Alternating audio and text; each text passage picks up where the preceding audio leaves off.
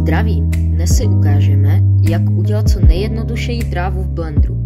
Začneme tím, že přidáme obyčejný plane.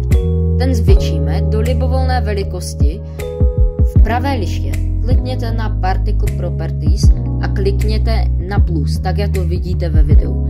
Z Emitter přepněte na Hair a výšku snižte zhruba na žádná celá 40. Dále pak nastavte Number na 75 000. Zaškrtněte kolonku Advanced, jděte do Physics, Forces a nastavte Brownian zhruba na žádná celá 100.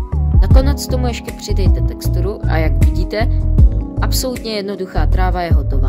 Jestli byste v Blenderu ještě něco neznali, zkuste se podívat, jestli odpověď nenajdete na našem YouTube kanálu.